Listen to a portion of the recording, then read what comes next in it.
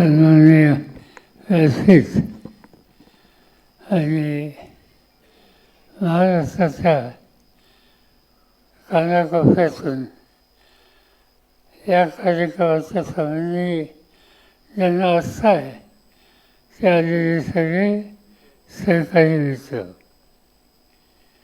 यशवंतराव चव्हाण प्रतिष्ठान ही संस्था गेली अनेक वर्ष महाराष्ट्राच्या वेगवेगळ्या क्षेत्रामध्ये काम करते. चव्हाण साहेब महाराष्ट्राच्या निर्मितीच्या नंतरचे पहिले मुख्यमंत्री होते. हा जो कार्यक्रम आहे फेलोशिपचा, हा कार्यक्रम चव्हाण साहेबांची पार्श्वभूमी लक्षामध्ये घेऊन जाणीवपूर्वक आखलेला कार्यक्रम आहे. जीवनाच्या विविध क्षेत्रामध्ये अनेक लोक मोठे होतात, यशस्वी होतात, त्यांना पार्श्वभूमी असते. पण असे अनेक लोक आहेत ज्यांना पार्श्वभूमी नाही, पाठिंबा नाही, पण त्यांच्यात कर्तृत्व आहे. सामान्यातलं सामान्य कुटुंबात वाढलेले ज्यांना दृष्टी आहे आणि समाज विश्वासाची काहीतरी करण्याची त्यांची तयारी असते. यशवंतराव चव्हाण हे अशाच पार्श्वभूमीतून जीवनात यशस्वी झालेले एक नेते होते. त्यांच्याबद्दल या व्यासपीठावर मध्यंतरी एक गोष्ट मी सांगितली होती. चव्हाण साहेबांच्या मातेचं नाव विठाबाई. शिक्षण अजिबात नाही, पार्श्वभूमी नाही. यशवंतरावजी महाराष्ट्राचे मुख्यमंत्री झाले आणि मुख्यमंत्री झाल्यावर त्यांचं गाव कराड, त्या कराडला गेले. आईचं दर्शन घेतलं. विठाबाईंनी विचारलं शेजाऱ्यांना, आज एवढी माणसं का जमली, माझ्या यशवंताचा सत्कार का करतात? यशवंत काय झाला? तो तहसीलदार झाला का तलाठी वंशज झाला? त्या विचारीला तहसीलदार आणि तलाठी याच्यापेक्षा मोठं कुठे असतं हे माहीत होतं. राज्याचा मुख्यमंत्री झाला हे त्या विचाराला माहिती नव्हतं. सांगायचं कारण असं आहे, अशी पार्श्वभूमी असलेले चव्हाण साहेब महाराष्ट्राचे यशस्वी मुख्यमंत्री झाले. देश संकटात आला, संरक्षण मंत्री झाले, अर्थमंत्री झाले, परराष्ट्र मंत्री झाले, लोकसभेचे एक अत्यंत प्रभावी असे नेते. याचा अर्थ कर्तृत्वाचा मागचा हा काही ठराविक लोकांच्यात नसतो. तो तुमच्यासारख्या फेलोंच्यात हा कर्तृत्वाचा मागचा निश्चित आहे. संधी मिळाली पाहिजे, त्यांना प्रोत्साहित केलं पाहिजे. चव्हाण प्रतिष्ठानच्या वतीने हा फेलोशिप कार्यक्रम गेले काही वर्ष घेतो आहे आणि त्याचं मुख्य कारण असं कर्तृत्व असलेले अनेक लोक आज महाराष्ट्राच्या कानाकोपऱ्यात आपल्याला बघायला मिळतात. फक्त ते प्रकाशित केले पाहिजेत आणि हे काम आज चव्हाण प्रतिष्ठान संस्थेच्या वतीनं केलं जातं. आत्ताच विलासराव शिंदे दोन शब्द बोलले. माझा आग्रह तुम्हाला शक्य असेल तर वेळ करा, नाशिक जिल्ह्यात जावा.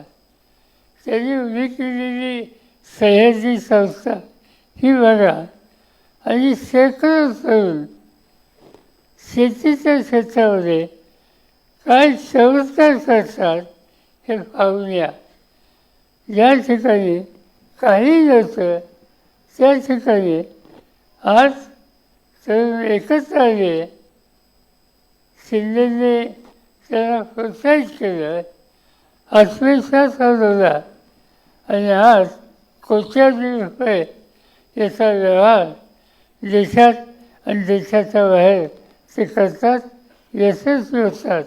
आज एक प्रकारचं उद्योजक तयार करण्याचं अत्यंत मोठं काम सह्याद्रीने हे केलेलं आहे. आज अनेक क्षेत्रात बदल होत आहे. त्या बदलाला सामोरं जायचं काम हे आपल्याला करायचं आहे. आत्ता बोलता बोलताच सांगण्यात आलं AIच्या संबंधी आणि ही गोष्ट खरी. हल्ली रोजचं वर्तमानपत्र उघडल्याच्या नंतर हे कृत्रिम बुद्धिमत्ता, या कृत्रिम बुद्धिमत्तेमुळे काय बदल होत आहेत.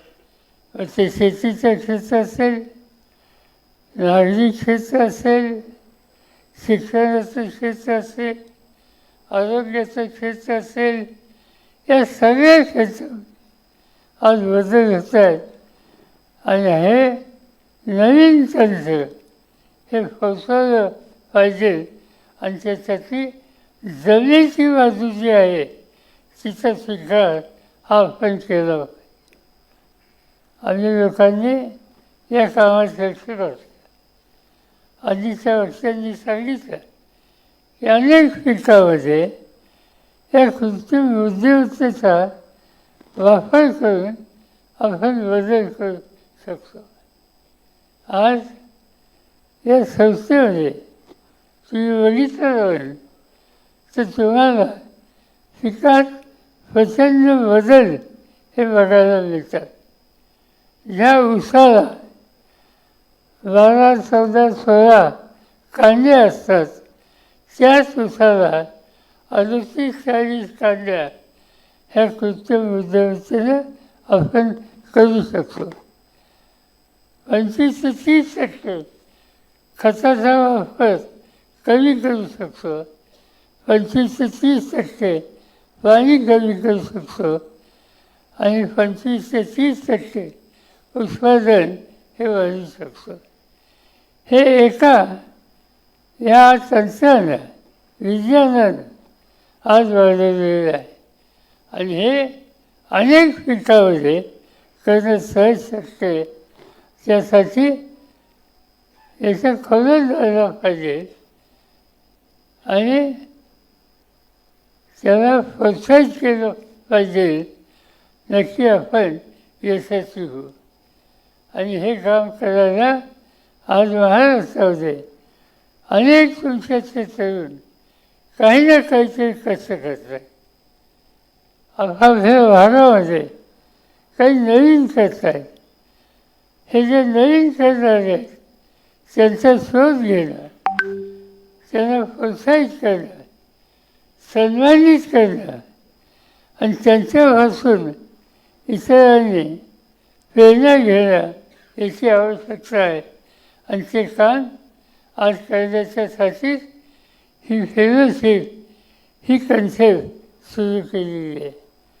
तुमच्यापैकी अनेकांना याच्यात निवड झाल्यावर त्यांचं अभिनंदन आणि माझी खात्री आहे की ते उद्याच्याला या ज्ञानातून काही ना काहीतरी बदल आपल्या गावी, आपल्या तालुक्यात, आपल्या जिल्ह्यात नक्की करू शकेल.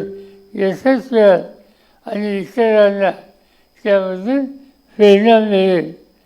या सगळ्या कामात तुम्ही कष्ट घेताय, पुढाकार घेताय, त्याबद्दल तुम्हा सगळ्यांचं अंतःकरणापासून मी आभार मानतो, अभिनंदन करतो आणि नुसतं काम केलं तर उत्तम आहे, पण त्या कामाला संस्थात्मक उभारणी ही कशी करता येईल याच्यामध्ये सुद्धा तुम्ही लक्ष द्याल अशाच प्रकारची अपेक्षा या ठिकाणी करतो आणि आपल्या सगळ्यांची रजा घेतो.